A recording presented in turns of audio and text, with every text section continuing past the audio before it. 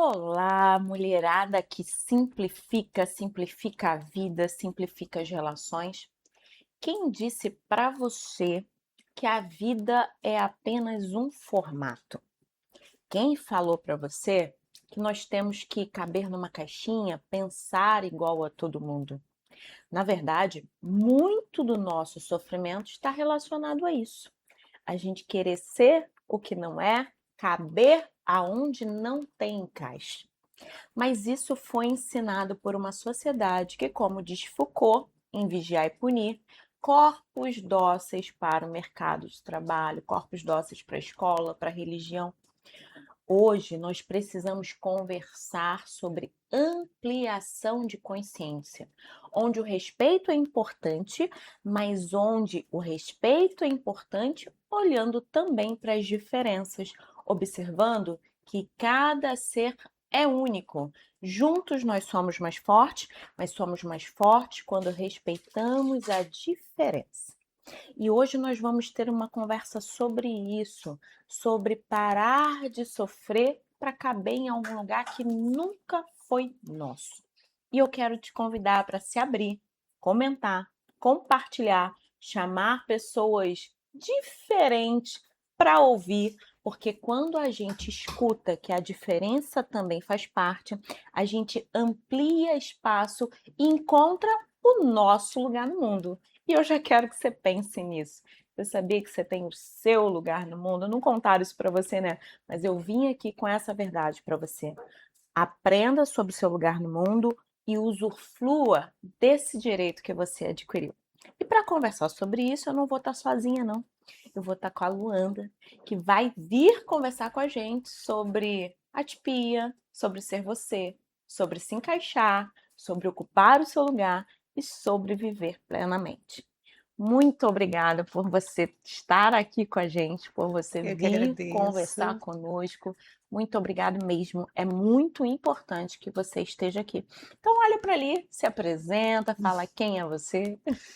Bom, primeiro, obrigada pelo convite, estou muito feliz, né, nós nos conhecemos há longa data já, vou fazer aí uns 8 anos, né. Meu nome é Luanda, sou psicóloga clínica e neuropsicóloga, sou uma psicóloga autista, recebi o diagnóstico tem mais ou menos um ano, e eu recebi esse diagnóstico porque a minha filha também é autista. Então, por conta disso, a gente foi descobrindo aí um novo formato de existência. Eu vim aqui compartilhar um pouquinho sobre isso, né, como é que é ser profissional da área, trabalhar com pessoas neurodivergentes e se descobrir neurodivergente no meio do caminho, né. Então, a gente tem muita coisa para falar, especialmente sobre a questão do gênero, né, a mulher autista. Existe muita diferença entre uma mulher autista e um homem autista, eu acho importante falar sobre isso. Então, para a gente começar, eu acho que eu queria falar um pouquinho sobre você, no aspecto de como que foi você na vida, porque você descobre quando sua filha tem um diagnóstico, Sim, mas tinha um sofrimento, tinha uma angústia, tinha sim. umas travas. Conta um pouquinho pra gente o que que é isso. Bom, eu vou começar comigo na infância, porque é dali que começa tudo, né. Eu fui uma criança eu sou gêmea com meu irmão, Uhum. né, tenho um irmão. E foi uma gestação um pouco complexa da minha mãe e tal, né, numa época em que ela estava indo pra Argentina e voltando, meu pai é argentino, então eles ficavam indo e vindo do Brasil, então foi um pré-natal um pouco, assim, difícil, né. Nascemos e eu nasci com uma condição de epilepsia, com crises de ausência, que começou com 6 anos de idade. E eu, né, naquela época muito rudimentar o tratamento, né, era só uma medicação, mas eu fiz esse tratamento e passou, né, não apresentei mais essas crises que eram muito recorrentes, muito frequentes. E também tive algumas questões com a linguagem, não conseguia falar algumas palavras, né, e tudo mais. Mas eu lembro que quando eu estava voltando do médico, eu olhava para as pessoas pela janela do ônibus e eu pensava já com 5, 6 anos: "Será que todo mundo se sente igual?". Eu já tinha dentro de mim perguntas muito complexas, que não diziam muito respeito à minha faixa etária no desenvolvimento, né. E eu pensava isso: "Será que todo mundo se sente igual? Será que todo mundo tem as mesmas emoções?", olhando as pessoas passando dentro da janela do ônibus, voltando dos eletroencefalogramas que tinham que fazer muito, né. Uhum. E eu sempre fui marcada por uma personalidade muito sensível, assim, eu sempre fui muito observadora, sempre fui mais calada do que, né, falando muito, tive sempre muito poucos amigos, e eu atribuía isso a uma educação um pouco rígida, né, meu pai é uma pessoa, né, muito inteligente, né, muito autodidata, então sempre me cobrando, um comportamento, assim, sempre, eh, ao que ele achava que era adequado, né, ao que ele achava que era bom para mim. Então eu entendi que isso era muito mais ambiental do que qualquer coisa de Uhum. ordem biológica. E eu nunca entendi que poderia ser uma questão de ordem biológica, de uma Uhum. ordem neurológica, né, porque a gente realmente não entende. Há 30 anos atrás não se falava tanto sobre autismo, né, então até os nossos pais não entendiam sobre isso, para que eles pudessem inclusive direcionar um tratamento. Então, eu fui crescendo com muitas dificuldades, né, na adolescência eu comecei a sentir muita tristeza, porque eu não conseguia Se me encaixar, né? encaixar, não conseguia participar dos assuntos em comuns, porque eu achava que os assuntos não eram interessantes para mim e não faziam parte daquilo que eu estava o tempo inteiro pensando.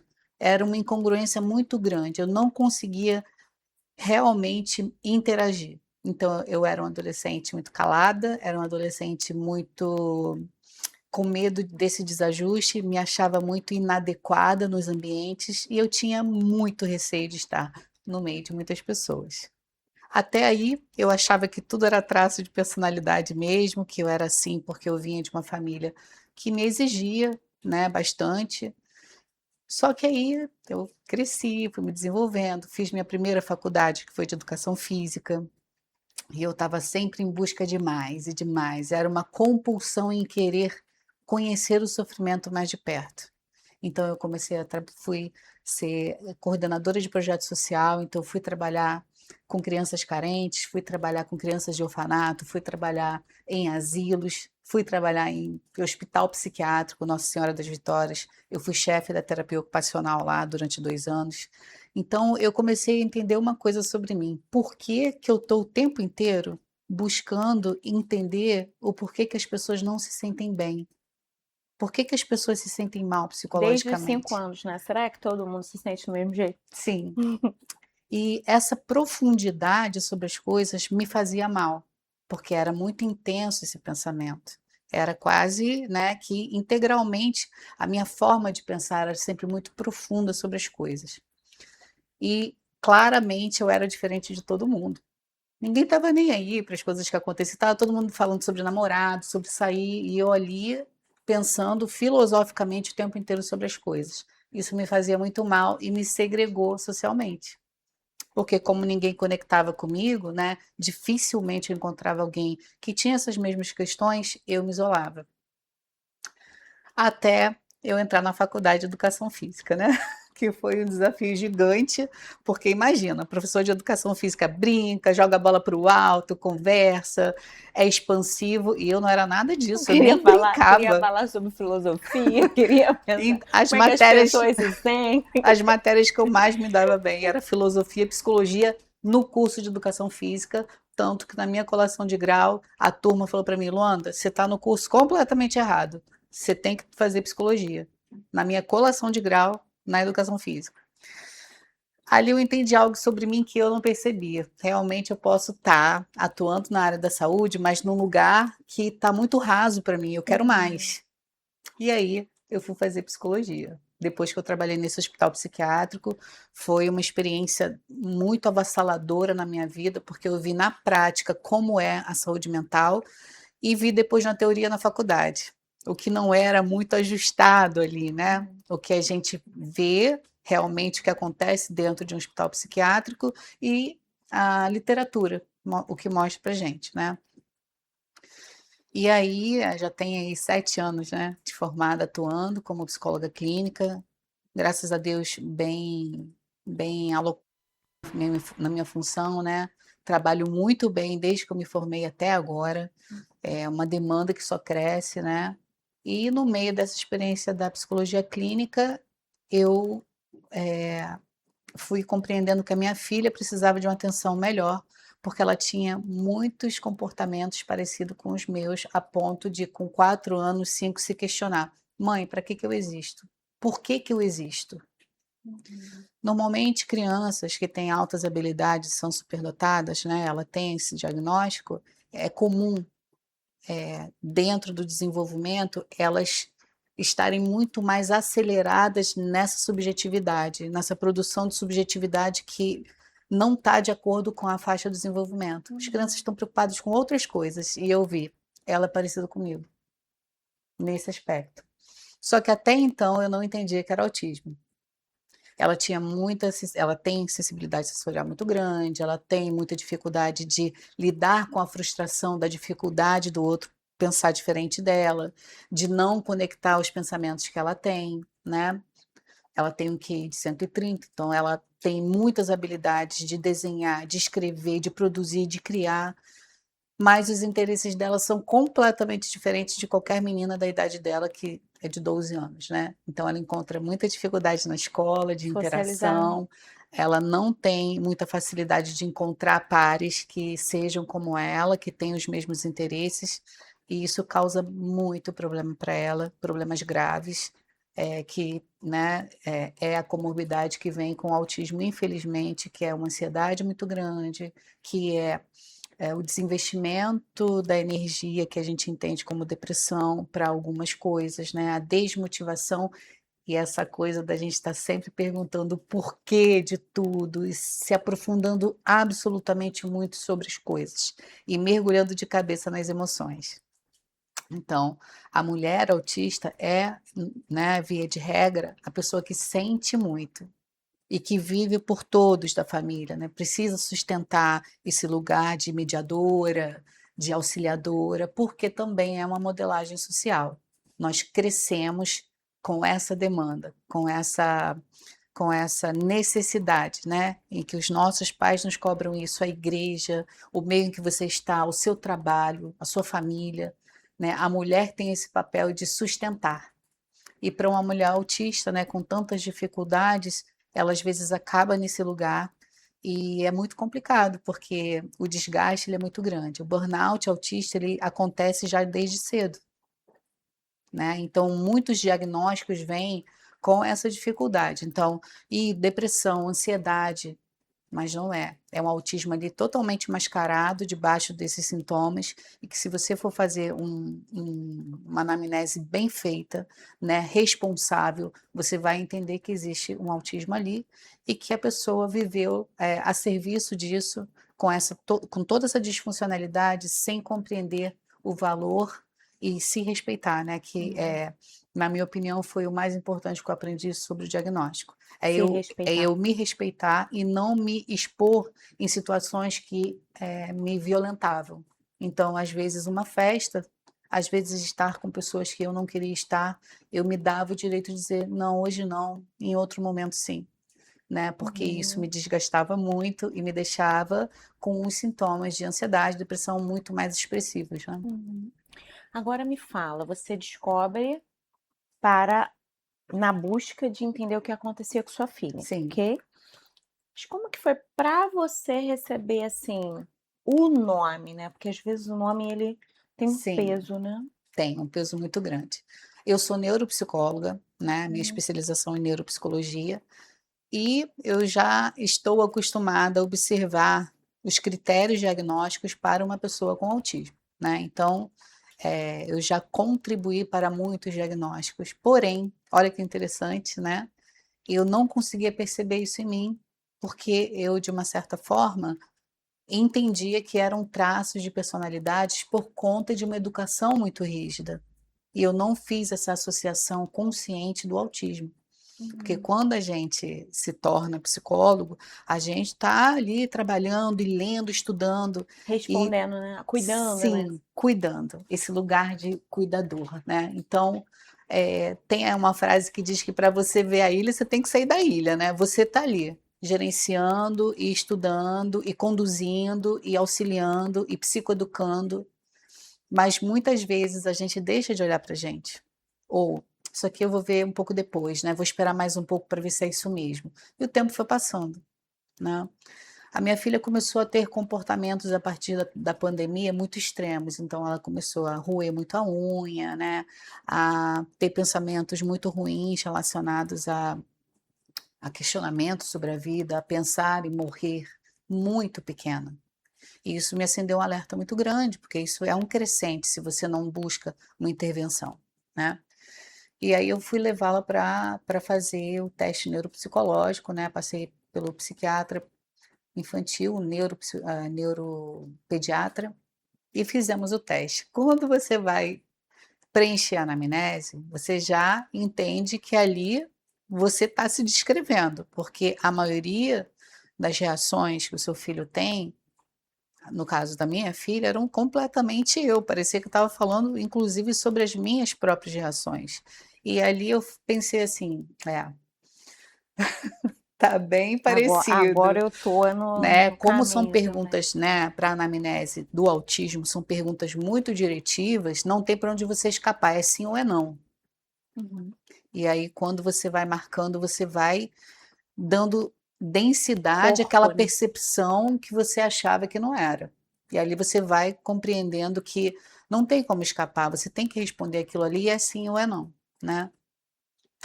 Até que a neuropsicóloga falou: "Luanda, eu te convido a fazer o teste, porque como é predominantemente genético, é muito possível que você também seja".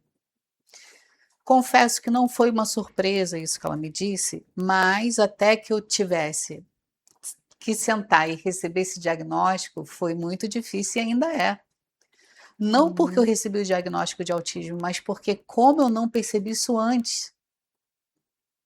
Porque parece que acontece uma cisão entre quem você era e o tempo que você passou dentro dessa disfuncionalidade, que te deixou em sofrimento por muito tempo, e você poderia ter tido uma vida mais leve. A mulher autista se cobra muito, tem uma régua muito alta de perfeccionismo, tem uma sensação de inadequação para algumas coisas, por isso que a gente supera tanto. Por isso que hoje eu estou aqui falando, porque era muito difícil para mim falar. As Uhum. minhas amigas falam assim: "Nossa, Luanda não fala". Luanda não fala, ela não, né, não interage, Luanda é muito tímida. E eu sempre passei por uma menina muito tímida, muito inteligente, mas muito tímida, né. Então quem me conhecia falava assim: "Luanda, nossa, nem parece que você é a pessoa que todo mundo acha que você é super legal, você conversa", mas para quebrar a bolha e chegar até mim era difícil, né, até hoje é, né. Tenho pouquíssimos amigos, pouquíssimos mesmo, eu tenho uma tendência a me isolar socialmente, então eu não consigo estar no meio de muitos lugares, com muito barulho, com muita gente, isso me causa ansiedade muito grande. Eu uso abafador, né, para ir no cinema eu não consigo ficar sem abafador, para estar em festas eu não consigo escutar os barulhos que normalmente para todo mundo está normal, mas para mim está demais. E é como se você vivesse numa eterna tensão e ansiedade, porque os estímulos misturados te deixam totalmente disfuncional, E né. você escuta tudo condensado, né? Tudo ao mesmo tempo, então se eu estiver lendo ou escrevendo e alguém falar comigo ao mesmo tempo, eu já tenho muita dificuldade de fazer o que eu tenho que fazer ali, né. Então parece pouca coisa, mas para quem é neurodivergente, eu não estou falando só do autismo, estou falando do TDAH também, das altas Altas habilidades. habilidades, superdotação. Eu atendo muitas crianças com dupla excepcionalidade, então eu hoje, né, as vantagens de ser uma profissional que é neurodivergente, eu entender exatamente qual é a necessidade daquela criança ali, Uhum. porque a minha luz está muito forte, eu desligo a luz. Porque o barulho está muito alto, eu diminuo o barulho. Antes da criança manifestar o mal-estar, porque eu já entendo que ela tem essa dificuldade, né. Uhum. Então conversar com os pais ficou muito mais funcional, porque eu já consigo dar como se fosse uma cartilha daquilo que eles podem evitar, para que a criança não entre em crise em casa. Uhum. Porque até que a criança entre em crise, ela já passou por várias etapas que deixam ela desorganizada. Então a gente tem toda uma estratégia para manejar esse comportamento tão difícil que muita gente não entende, critica, diz que é birra, que é falta de educação, que a criança não tem limite. Na verdade, a criança está extremamente estafada, cansada e sem ser entendida e acolhida pelos pais, porque os pais também estão cansados e não compreendem aquilo que estão vivendo, Uhum. né? E é tão curioso isso, né? Porque quando a gente fala de criança típica ou atípica, a gente não pode esquecer que a criança precisa de tempo de qualidade e limites realistas. Sim, E aí eu trabalhava em creche, eu falava muito sobre isso. Hoje em dia a gente dá dispositivo para criança, a gente não quer ter trabalho e muitas vezes pula a falta de nossos irmãos, primos, amigos terem muitos filhos, a gente não conhece criança e a gente não sim, sabe lidar. sim, Então a gente tem duas vertentes. A gente tem sim uma questão de não conhecimento e não conexão e contato, e a questão da criança ser atípica, até mesmo para observar a diferença, né. sim. Como Fazer essa diferença, para que você consiga fazer essa diferença, você tem que ter conhecimento. E Uhum. para que os pais compreendam isso, leva muito tempo, porque existe uma barreira muito grave chamada resistência. E essa é uma questão que é muito difícil na clínica, porque quando você atende criança, você precisa lidar com a dificuldade dos pais, que muitas vezes faz muito mais mal do que a própria condição que a criança tem. Porque essa rigidez já começa pelos pais não aceitarem o diagnóstico, por eles serem contra, às vezes, precisar levar o psiquiatra para fazer o tratamento medicamentoso, que muitas vezes a comorbidade grita muito mais do que a própria condição. Porque, como eu falei, para que você se torne disfuncional e você chegue ao momento de crise, tanto o adulto quanto a criança, nós já passamos por vários estágios que nos levam ao limite. Por quê? Você não se conhece e você não respeita os seus limites.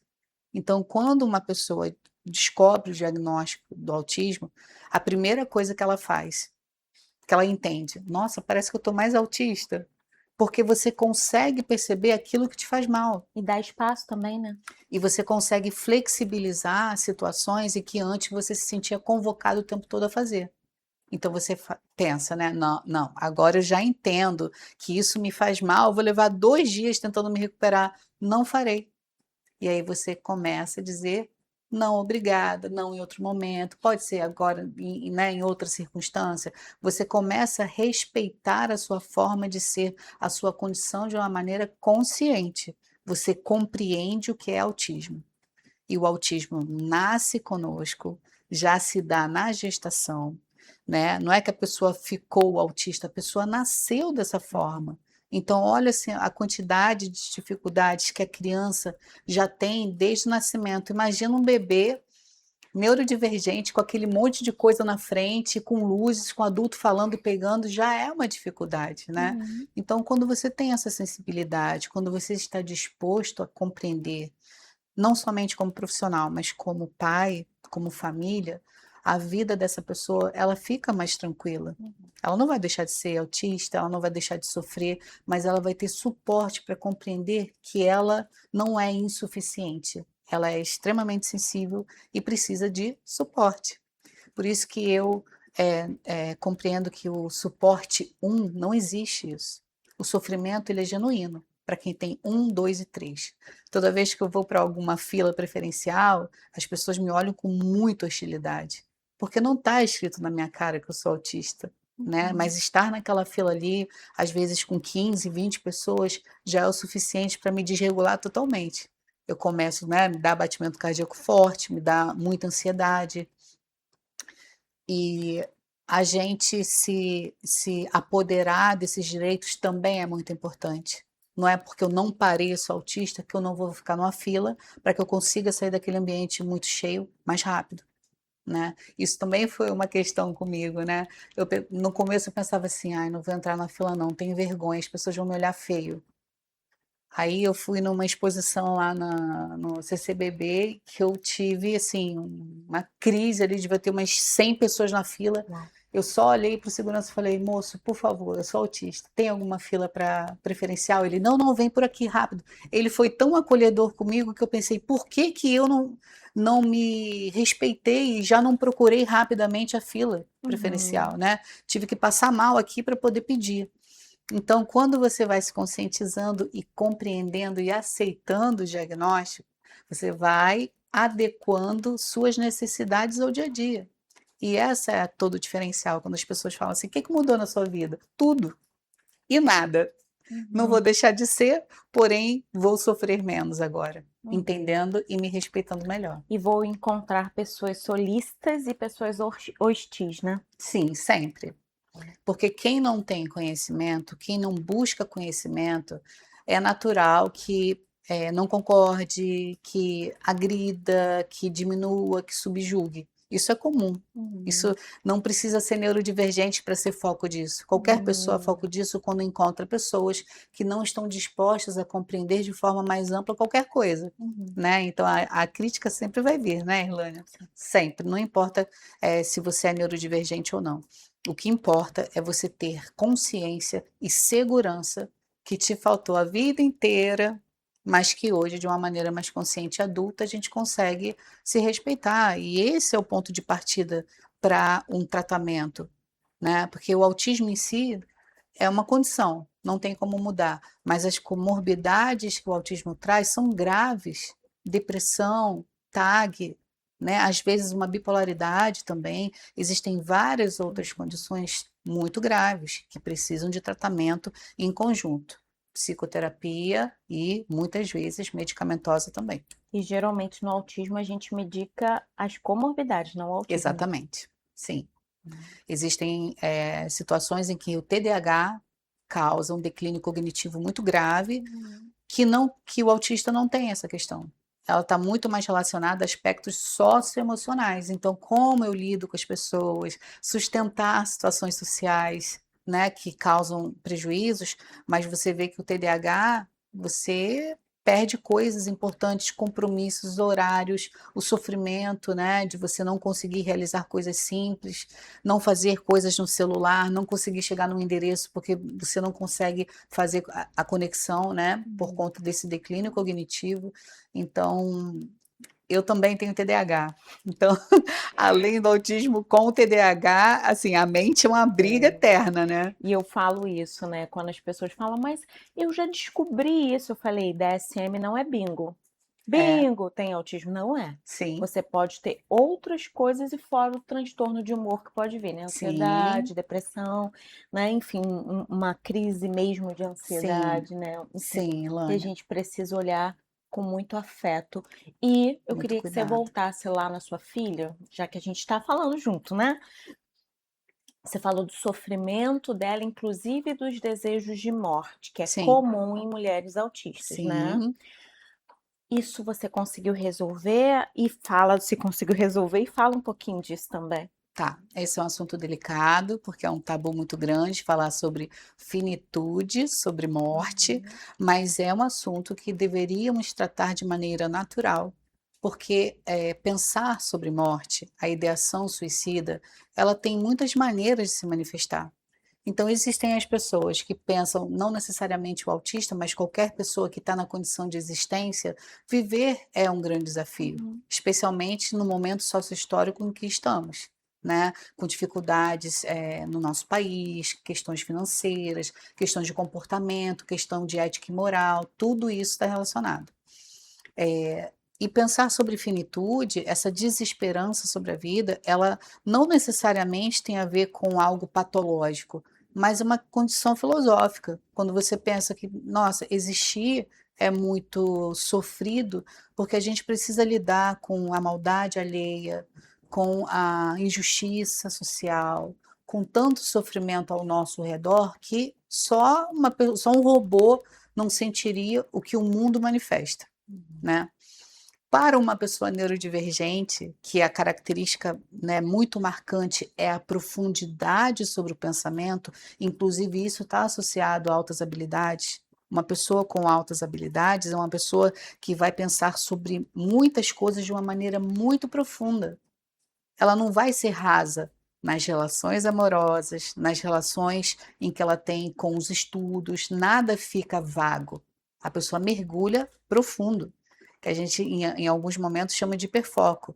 Mas esse hiperfoco ele pode durar um mês, pode durar um ano, pode durar 3 anos. Eu tenho uma paciente que tem hiperfoco há 3 anos numa certa questão, e ela está entendendo que existe um investimento ali exagerado que causa danos, porque ela gasta dinheiro, gasta tempo e não está sendo funcional, né. Voltando aqui para a questão do pensamento da ideação suicida, é comum na condição autista, justamente porque o autista tem dificuldade de sustentar essa, essa forma de viver que a gente vive hoje, que é uma maneira rasa, é uma maneira fria, é uma maneira sem empatia, é uma maneira difícil, né? Só uma pessoa realmente que não tem nenhum tipo de transferência de empatia não sentiria.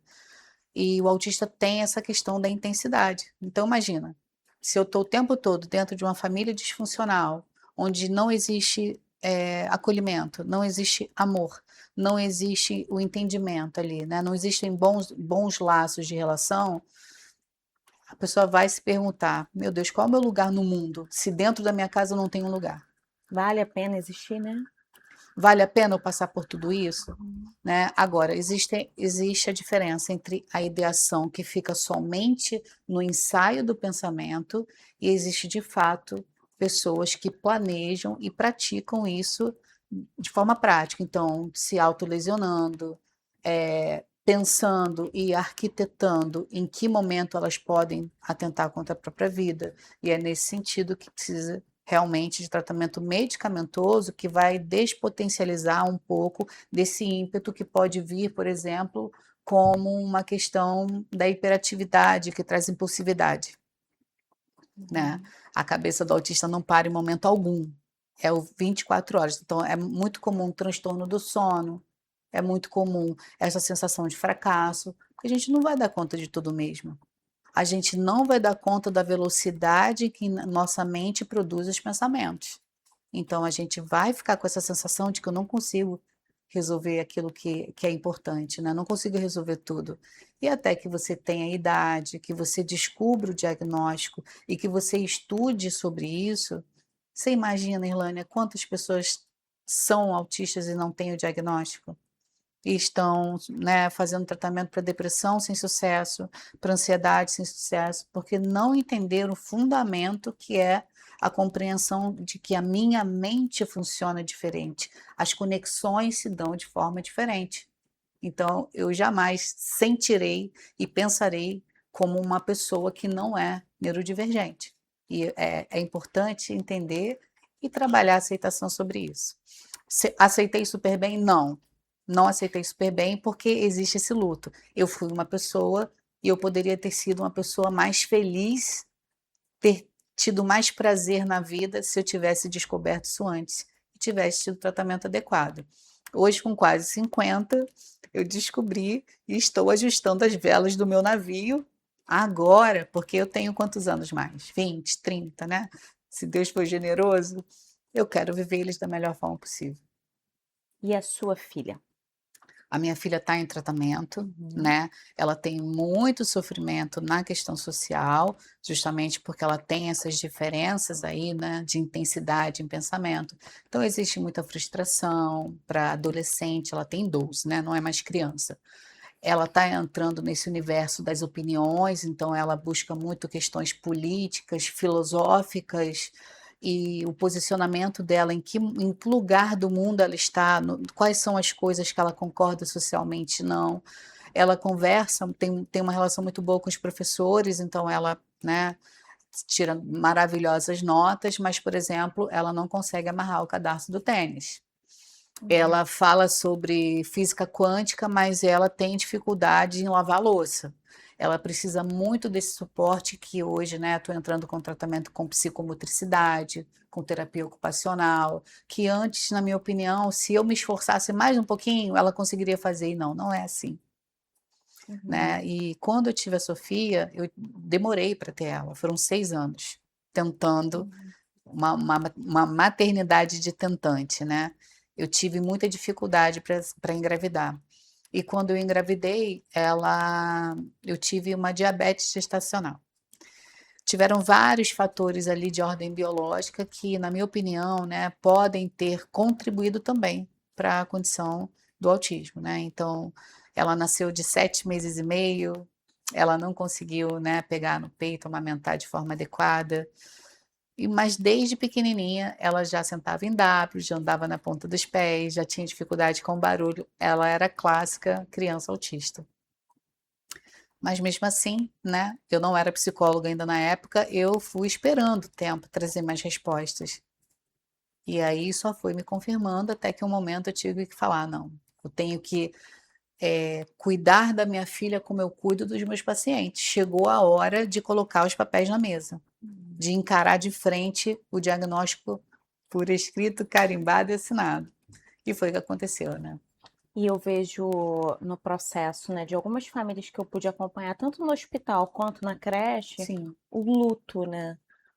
Você teve dois lutos, o sim, pessoal e o luto do filho, né? Do filho sim. perfeito, de que vai conseguir fazer tudo, e das projeções também, né? Sim, esse é o maior medo do pai e da mãe de filho autista, né. Uhum. Não é a condição do autismo em si, é como que eles serão sem o nosso suporte, porque o mundo não entende, o mundo não compreende. Agora estamos tendo, né, um uma tendência a compreender melhor devido ao número de diagnósticos. Alguns equivocados, tá, não feitos de forma adequada, mas os Uhum. diagnósticos de forma responsável, séria, estão sendo subjugados, justamente por esse boom, né. Mas a maior preocupação de pai e mãe, de filho neurodivergente, não somente do autista, do TDAH também, dos filhos com altas habilidades, superdotados, que também são muito rígidos, é como que eles lidarão com o futuro, para sobreviver, para ganhar dinheiro, para autonomia de morar sozinho. Esse é o maior medo de quem é pai e de quem é mãe, que a gente sabe como que é a complexidade de viver.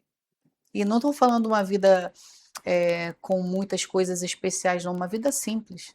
Trabalhar, ganhar o seu dinheiro, estudar, se realizar naquilo que você se propõe. Como vai ser, né.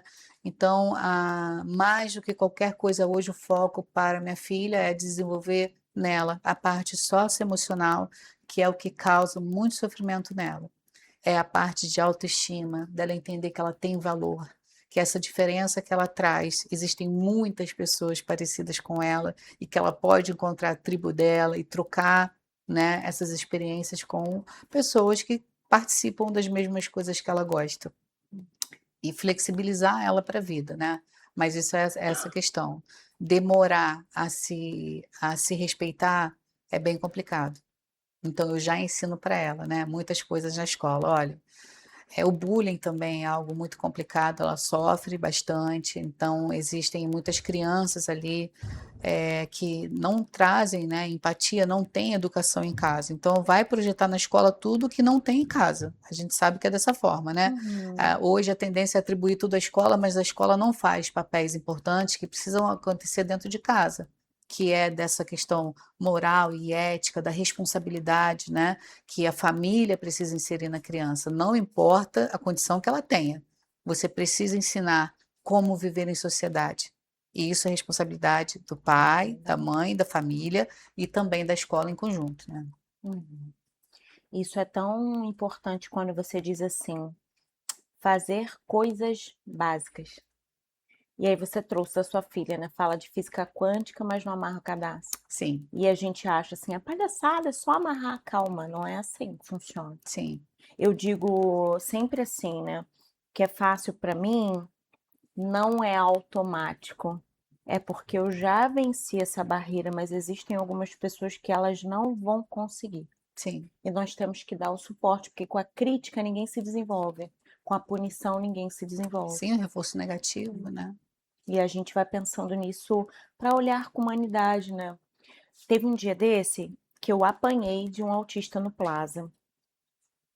E eu estava andando e eu estava falando com uma amiga psicóloga, ela estava vindo e eu estava falando assim, e eu vi uma pessoa vindo e era ali perto da, Calunga, né. Sim, E ali ou você entra e uhum, eu vi aquela visão periférica, e quando eu percebi era uma pessoa grande, era um adolescente, mais grande e batia assim, e eu fui me encolhendo e eu vi que a mão fazia assim, e quando eu olhei não estava com cordão de identificação e eu fui fazendo assim, e aí quando, o cuidador chegou, eu fiz, me afastei um pouco, olhei para ela, ela segurou ele, eu fiz assim, e eu saí. Quando eu saí, aquela descarga de adrenalina, assim, minha perna, do eu falei: "Eu medo. preciso andar para dissolver", e fui andando rápido, assim, para dissolver.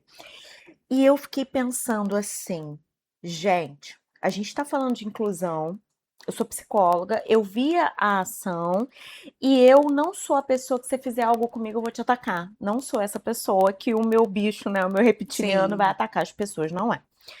E eu falei, e se fosse? Se fosse, eu atacava, percebe? sim, Mas andando ali para dissolver a adrenalina, eu fiquei pensando assim, a gente não está preparado quanto sociedade.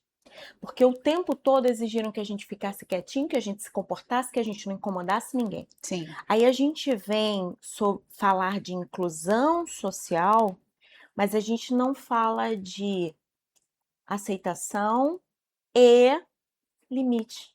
sim, Porque como eu tive que fazer tudo certo, caminhar certo, andar certo, ficar quietinha certo, como que eu vou aceitar alguém que está desregulado? sim, Fiquei refletindo sobre isso, que eu falo que é um tema muito adulto, né? Porque tudo agora vira polêmica. sim, Mas eu fiquei ali pensando e eu apanhei. A gente já anda na rua guardando o telefone, bota, né? A gente se sim, protege, olha para um lado e olha, e nós mulheres também, né? sim, Olha para um lado, olha para o outro, tem um monte de homem que eu atravesso.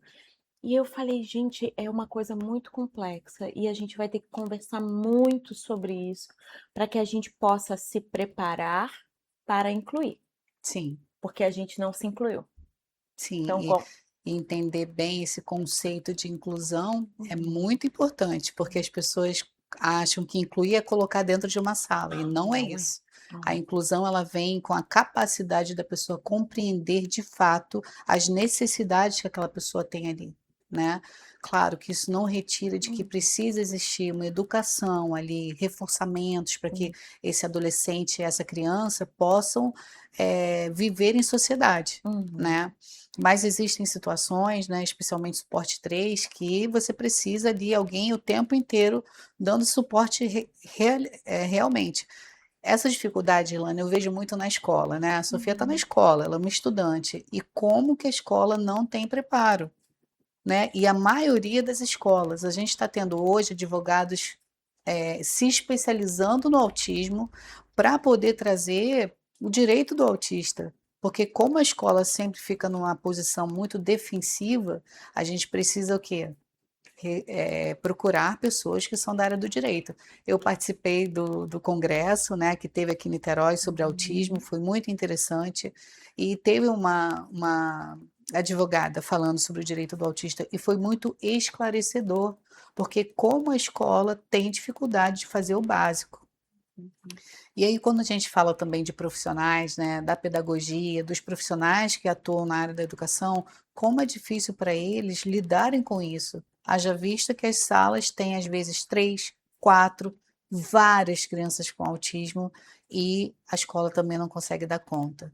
Então, eu acredito e tenho muita fé que, né, com essa questão do autismo, a sociedade vai se preparar melhor. A gente está tendo um incentivo do governo também para fazer esse diagnóstico tardio, porque a quantidade de pessoas, né, com diagnóstico tardio é muito grande. Aquele idoso que se isolava, que era repetitivo nos padrões, que tinha 15 camisas pretas, que não gostava de receber pessoas em casa, que nunca teve amigos.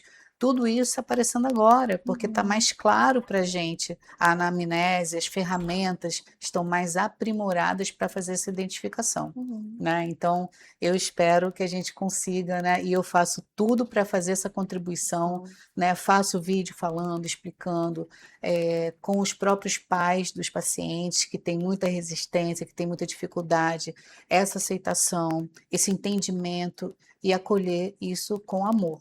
Porque se a gente se não tem, né, além, claro, de tudo que a gente tem de ferramenta, nada mais transformador do que o afeto e o amor. A minha monografia de psicologia foi, né, a influência do afeto na aprendizagem. Então, a gente precisa ensinar também através do afeto, com acolhimento, com entendimento, respirar fundo no meio do furacão, pegar o nosso filho ou pegar, né, as pessoas com quem a gente entende que são neurodivergentes e tentar transformar toda a nossa falta de conhecimento em ferramenta para ajudar eles, Uhum. né? Porque isso também é querer, né, Ilana? A sociedade precisa querer. Numa sociedade em que está cada vez mais segregada, todo mundo querendo né, estar em núcleos separados, a gente tem que compreender que boa parte da população é neurodivergente e a gente precisa compreender mais sobre isso. Exatamente. Eu fui você foi aqui em Niterói no congresso, né? Eu fui na Barra e para mim foi muito importante também, né? A gente teve uma advogada lá que ela é neurodivergente, né? Autista e tem 3 filhos autistas. Então ela se especializou assim, ela falou porque ela precisava de ajuda e Sim, socorro, sim, mas ela falou como que ela precisou crescer e evoluir a partir disso quanto pessoa e muitas vezes colocar o pé na porta. Que ela falou que se pedisse por dá licença, por gentileza, ela não era ouvida. E sim, ela precisou se munir, às vezes é isso. Nós sim, precisamos entrar, ajudar, contribuir. Não falar, ah, é assim mesmo, ah, deixa ali não, deixa ali não. É uma sim, pessoa. Mas eu gosto muito da Maiara Gaiato. Gosto muito que ela fala do aba humanizado, né? sim, Que sai daquela coisa da análise do treinamento. comportamento e tal.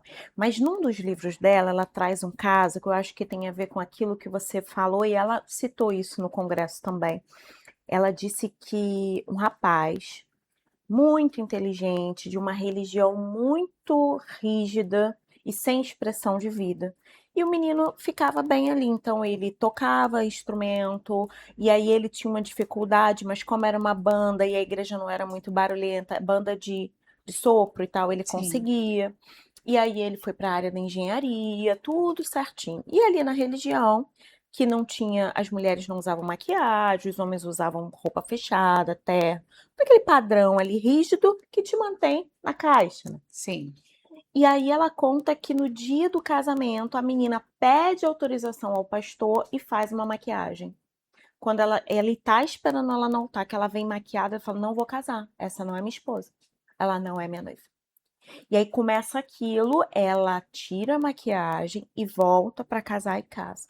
Só que quando o bebê nasce, o bebê é autismo nível 2. Ele uhum, era 1, ela 2.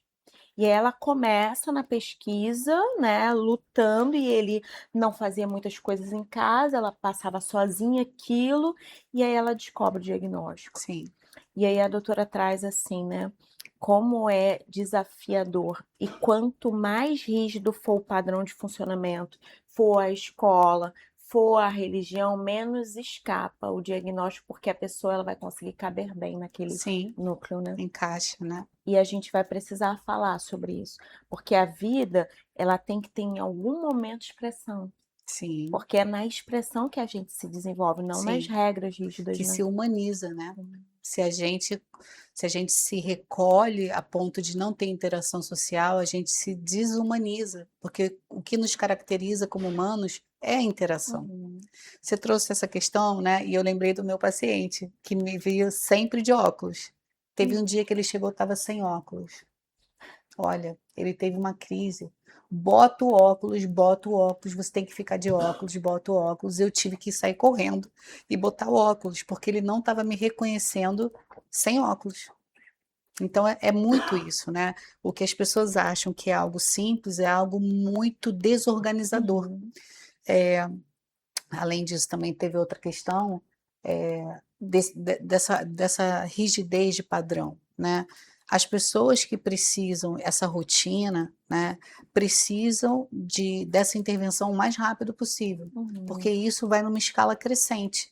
Se eu Uhum. vejo que é confortável para mim me manter nesse lugar fechadinho, eu vou querer ficar ali. Nosso cérebro funciona a partir do menor esforço. Então, se tá bom para mim, confortável e eu reconheço isso aqui, mesmo que seja difícil, é aqui que eu vou querer ficar.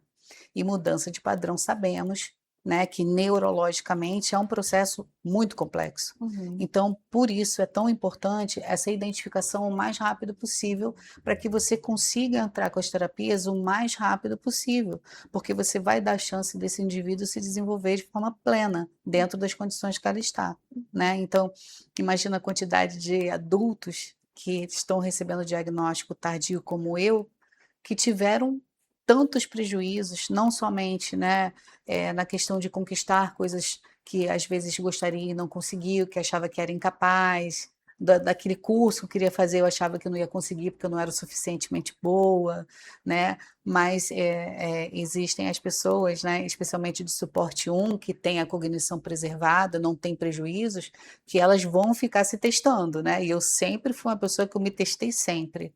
Então, eu sempre fui caracterizada na família como a filha que sempre estudou mais, mas na verdade eu estava ali tentando me entender, eu estava ali tentando, meu Deus, eu preciso encontrar sentido do que eu sou, então deixa eu procurar aqui. Inclusive, foi um grande incentivo para fazer psicologia. Eu queria me entender, na maioria das pessoas que fazem, né, psicologia estão ali para, a princípio, para se reconhecer de alguma forma.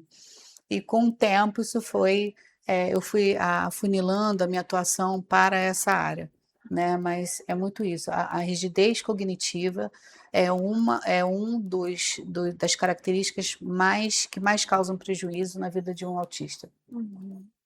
E a gente precisa fazer coisas para se desenvolver, Se né? desenvolver. Eternamente, até velhinho. Até velhinho.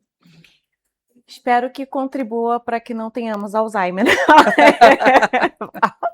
Já que está pesquisando e buscando, vai que o Alzheimer fica com fala, deixa ela, né? No É, final da vida já deu tanto trabalho, né? Enfim, sim, brincadeiras à parte, né? Mas a gente sabe que no final da vida, nos processos cognitivos do idoso, a gente dá estímulo, né? E sim, como o autista teve essa precisamos. busca, né? E o TDAH associado, então, o que mais traz prejuízo, olha, o que eu mais esqueço, o celular, eu esqueço 30 vezes por dia, eu botei o celular aqui, viro, já não sei onde está. Então, já tenho consciência, porque eu fiz o teste neuropsicológico, foram 18 testes, né, de QI, da forma como é o processamento, né, com a função executiva toda a parte. Então, eu vi o quanto que dificuldade que eu tenho, né? E por que que eu era aquela aluna que gostava muito mais de entender do que decorar. Não conseguia decorar, então vou aqui prestar atenção, né? Tem que prestar atenção. Então, eu sempre fui muito aplicada, muito rígida na maneira de aprender, porque eu justamente tenho dificuldade de decorar. Então, por exemplo, né, a gente está aqui falando coisas baseadas em perguntas específicas e que eu mal li. Eu li uma vez e já sei o que responder, porque são perguntas que são tão atuais, são tão pertinentes todos os dias, que não precisou de esforço para te responder, porque é o que todo mundo quer saber sempre, por mais que pareça algo simples, né? Como que foi receber o diagnóstico? Nossa, deve ter sido. Não, foi difícil, existiu um processo de luto, existiu toda uma questão de uma retrospectiva de uma vida não vivida, porque eu vivi baseada numa disfuncionalidade, né? Então, isso muitas vezes sobrepôs ao que eu podia ser se eu entendesse melhor isso, né? Não estaria em várias situações em que eu não queria estar. E como que você olha para os seus pais com relação a isso? Olha, eu tenho algumas teorias, né? O meu pai é uma pessoa bem diferente, porque ele tem muitas habilidades com desenho, sempre teve muitas habilidades com muitas artes, né? Escreveu poesia, trabalhava com entalhação de madeira, é um tatuador. A minha mãe é uma mulher que é professora de educação física, na minha família são todos professores de educação física, tem uma academia lá em Saquarema, então meu irmão é professor de educação física, eu fui, meu pai, minha mãe. Só que o meu pai, em especial, sempre teve algumas comportamentos excêntricos, assim, digamos, muito autodidata, mas aquele cara que tinha muitas roupas iguais, sempre o mesmo tipo de se vestir, com uma inteligência acima do QI normal, né? Muito autodidata mesmo. Hoje ele tem 80 anos, minha mãe tem 72. Os dois trabalham ativamente, dão aula, tá, na academia até hoje. Mas existem várias características, por exemplo, do meu pai, que eu vejo que pode ter sido genético, sim. Então eu sempre falo, pai, se você fizer um teste, você não escapa. E tá tudo bem, meu pai conseguiu dar a volta por cima, ele conseguiu fazer as adaptações dele com as dificuldades que ele teve na época, porque a gente também tem uma questão sócio-histórica, Ilânia, que atravessa o nosso comportamento. Então, olha só o que a gente está vivendo hoje, como que era 50 anos atrás, na época deles, né? A gente tem aí documentários, um monte de coisa que mostra que o autista era tratado de uma maneira muito difícil. Foi essa realidade. Minha tia é esquizofrênica, teve várias internações, então a gente visitava no hospital psiquiátrico Sim, quando criança. E aí, quando eu fui a primeira passeata do autismo, eu fiz assim, porque aí veio nível 3, né, que não é comum você ver na rua, mas com Sim, esse boom, com essa informação, a gente está trazendo, isso é importante. sim, Mas quando eu olhei, eu falei, tava no hospital psiquiátrico, porque desde criança e adolescente era o que eu via. sim, Então, eu tenho 40 anos, mas pensa, com 8 anos de idade que eu ia, ficava lá fora e quando estava medicada e bem vinha, né?